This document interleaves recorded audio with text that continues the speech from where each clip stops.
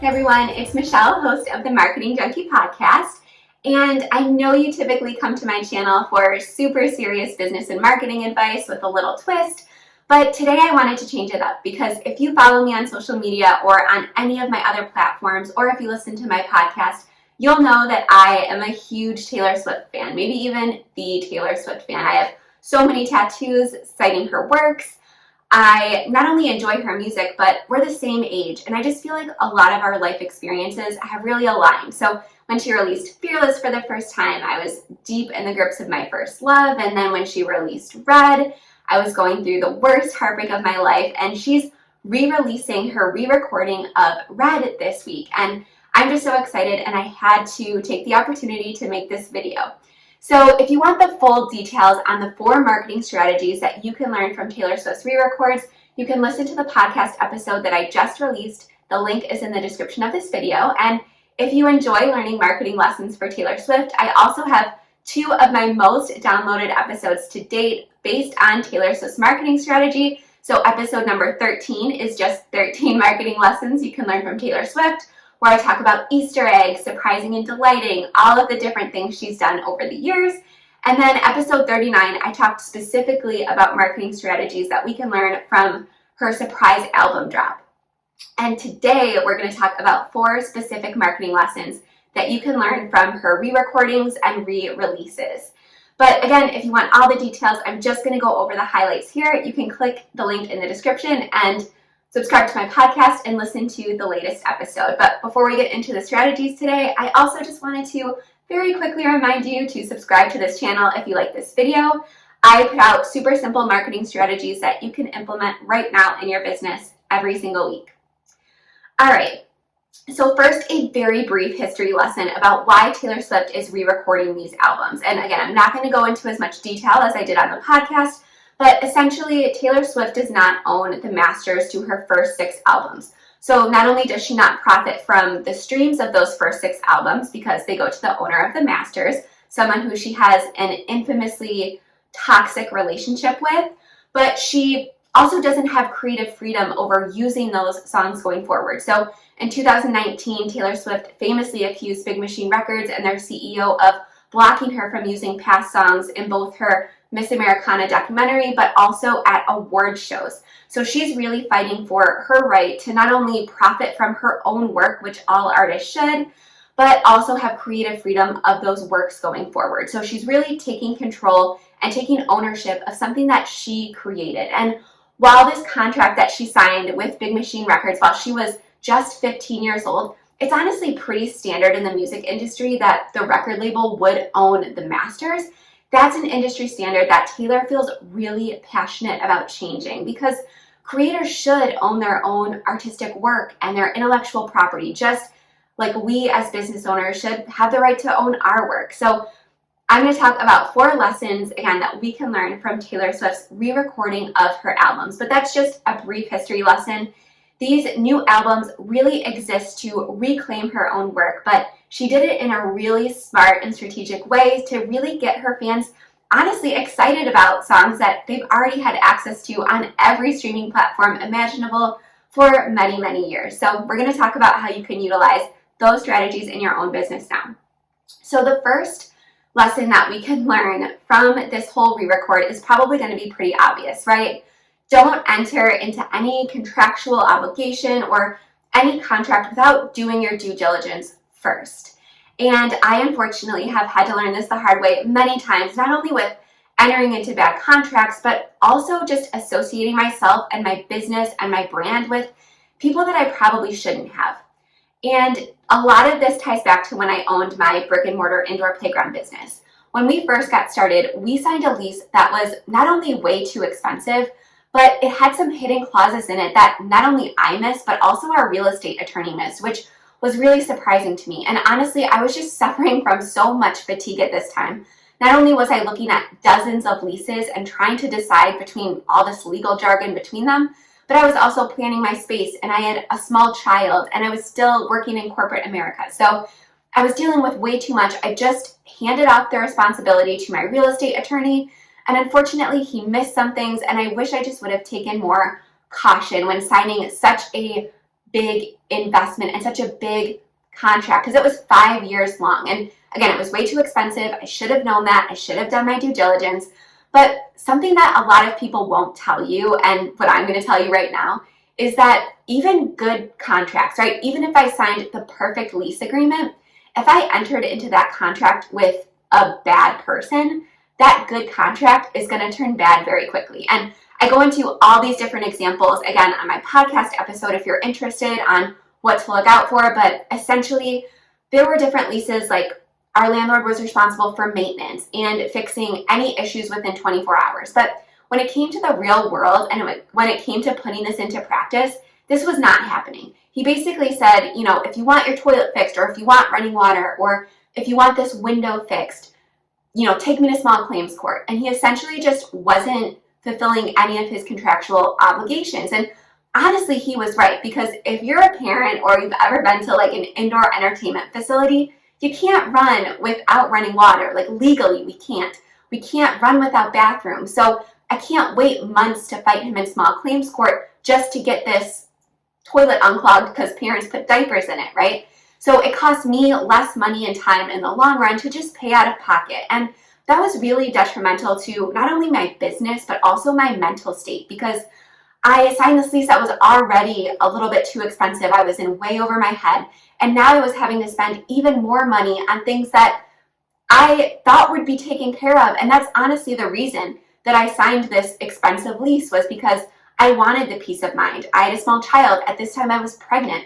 I knew that I wouldn't be able to coordinate all of these different maintenance efforts. So I wanted that to be taken care of, but unfortunately that didn't happen. So I also have a YouTube video on this channel with Braden Dake, and he talks more about how these contracts and partnerships can go awry in online business, and he kind of shares his own horror stories. So if you want to get some more examples of how partnerships are generally not recommended in any business, and Braden is a lawyer, he's much smarter than I am on this topic.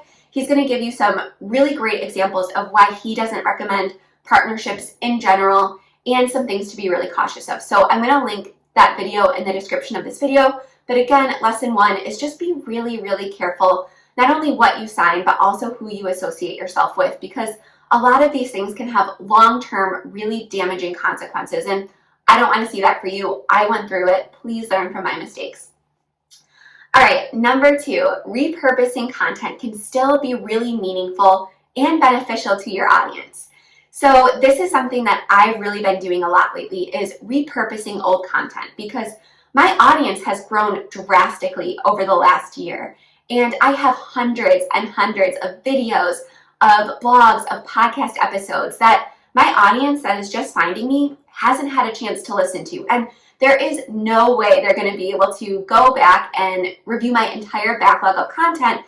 And I know they're missing out, because I know that it is such impactful content, and it is so helpful and so purposeful for their business. So what I've kind of been doing now is I've actually been going through and updating my old content, so that if somebody sees that blog or that podcast or that YouTube video for the first time, I'm really putting my best foot forward. Because one tip that I took from Taylor and her re-recording is that you're a lot more mature generally than the last time you put out, let's say you put out a YouTube video or a podcast episode 2 years ago. I guarantee you have a lot more perspective, you have a lot more experience. I guarantee you the quality of your content is a lot better. So if you go back and watch like my first couple YouTube videos, not really on this channel, but on my Play Cafe Academy channel, they are so grainy, you can't hear anything. The quality is not what I produced today. The lighting was bad. It was just all around bad. So not only do I have a lot more insight and a lot more helpful tips and a lot more clarity on the topics that I was creating content around way back in 2018, I also want to refresh my look, and I've rebranded since then. So repurposing old content and kind of recreating it is a great way to not only help your new audience members really benefit from that old content, but it also saves you a ton of time, because you're not repurposing content from scratch. So what does this look like in real life, right? Because this channel is all about practicality and how you can actually apply these lessons. So number 1, I'm updating all of my old blog articles, and this has a couple benefits. So number 1, a lot of that information, like I said, isn't entirely accurate anymore. So I'm going back one by one and I'm updating every single one of my old blog articles. I'm updating the backlinks. I'm checking to make sure all of those links still work. I'm making sure all of the branding is on point because I have rebranded.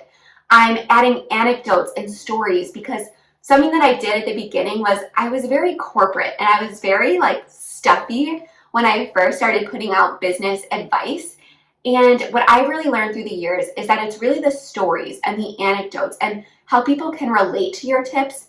That's how they're going to resonate with you. That's how they're going to decide if you're someone that they want to learn from or someone they want to work with. So I'm kind of going back and I'm rebranding all of the blogs. I'm adding updated information, but I'm also adding more relevant stories and anecdotes so that it can relate more to my audience. So I'm improving the quality and I'm also updating it for accuracy. And this has, again, a couple benefits. Not only does it save me time from creating content from scratch, but it also gives Google and other search engines fresh content. So Google loves when you go back and refresh and add to old content. That is going to allow them to really see this content, again, is up to date, and they're going to be more likely to push it to the top of search results. So more people are going to find your content is going to be more high quality when they do find it, which is going to lead to more traffic to your web pages and your channels and more sales and customers in your business. So this strategy is good all around. Now with podcasts and YouTube videos, it's a little bit different because if you're a YouTuber or a podcaster, you'll know you can't just go back and upload a new audio file necessarily, or just swap out your video for another video. You're going to lose all your views. You're going to lose all of your social proof, all the comments, all of that good stuff. So YouTube will actually have the opposite effect as Google does. So what I do with podcasts and YouTube videos is I'll actually do update videos or update episodes. So I'll go back to the old content and I'll put a link to the new updated video and I'll say 2021 update or 2022 update video here. So if they come across the old video, they'll know right away at the top of the description, oh, if I want the most up-to-date information, sure, I can still watch this video to gain some older perspective, but I also have an update video waiting for me when I'm done with this episode or this video. So some topics that I've been doing update videos and podcasts on are how I feel about indoor playground franchises, because my opinion has changed. What's working for Facebook ads, so I'm constantly doing new what's working with Facebook ad videos. Also, indoor playground trends, so every single year I do a what's new and up and coming in the indoor playground industry. And I'll go back to the 2019 and the 2020 and the 2021 videos, and I'll link to the most up-to-date version so that people can kind of follow along the trends through the years if they'd like to. And just 2 tips from Taylor when you're doing this strategy is, number 1, when you're utilizing the strategy, always add something, right? Either refresh the content, add some new stories, add some updated information. Taylor's doing all new cover art. She's adding new songs from her vault. She's doing little musical and lyrical changes, and her lyrics are honestly just much more refined. So even the songs that vary very slightly from her original versions, she's just sounds so much better and so much more mature as a singer. So always add something new so that your current audience and your new audience is really incentivized to consume this repurposed content. And then again, remember, you've likely grown since the first time you published it, so it won't seem redundant to your audience. They'll appreciate the refresh, and you want to make sure you're putting your best foot forward whenever somebody new finds your content, right? All right, so number 3, and this is probably my favorite one. It's okay to make mistakes. Acknowledge them, admit them, and move on. And that's exactly what Taylor Swift is doing right now with her re-recordings. She kind of opened up to her fans a couple years ago and she said, listen, I signed a really poor contract. I didn't know what level of fame I was going to reach. I didn't know the long-term implications that this contract was going to have. And she let them in on what was going on, and she basically asked for their help. And she knows that because she's formed such a strong relationship with her fans and she's built so much trust with them over the years, and she's given them so much of her creativity and herself over the years, she knew that if she opened up about her mistakes, that her fans would support her, right? And I just want to read, there are so many lyrics, all the way from the stolen lullabies and My Tears Ricochet to all of the birdcage references about Taylor being stuck in a cage. There are so many references to choose from when it comes to how she feels about that first contract that she signed and about the management of her record label. But I just want to read a few lines from the song It's Time to Go, which is an Evermore bonus track, because I think it really gives a great synopsis of what Taylor is doing with these re-records. So just indulge me for a second. The lyrics say, 15 years, 15 million tears, begging till my knees bled. I gave it my all. He gave me nothing at all, then wondered why I left. Now he sits on his throne in his palace of bones, praying to his greed. He's got my past frozen behind glass, but I've got me. And I think that sums it up perfectly, right? Even though he owns these works and he's got her trapped behind this contract, and he owns, and I'm saying he, but there's a bunch of different people who have gone through ownership of these masters, but they've all been men. But anyways, so basically she doesn't own her master. So all of that is frozen behind glass. She can't touch it. She's already tried to purchase them to no avail, but they can't own her. They can't own her mind. They can't own her voice. And honestly, sorry, my dogs are barking, but honestly, something that is so ironic from this year, and I think it was a little bit of an Easter egg that Taylor Swift was giving us from when she was stuck in this contract, is that year she was actually the Little Mermaid for Halloween. And that is a Disney character who so famously had her voice stolen from her based on greed and from this villain that was kind of personified by the CEO of Big Machine Records and subsequently whoever bought her masters after that. So I thought that was really kind of on the nose when it came to talking about what happened with Taylor Swift's masters. But essentially, and how I want to relate this to online business, is if somebody copies you, or if there are already people out there doing exactly what you want to do, or if you feel like there's just not enough room in the industry, you are you, right? So even if there's somebody out there doing exactly what you want to do, or teaching exactly what you want to teach, or providing the exact service that you want to provide, they'll never be able to teach it or serve the way you do, because we all bring different perspectives and different personalities and different styles to the table. And I think that is so beautiful. And again, your audience wants you, right? So even if somebody comes out and basically rips off your work or puts out secondhand copies of whatever content you create, it can be really discouraging as a business owner, and it can really hold us back from freely sharing information, right? Because we don't want it to get stolen. But your audience wants you, and they follow you for a reason. And they follow you week after week and listen to your content for a reason, because they resonate with you. And that's exactly what Taylor Swift knew. That's the relationship she knew that she had built with her fans.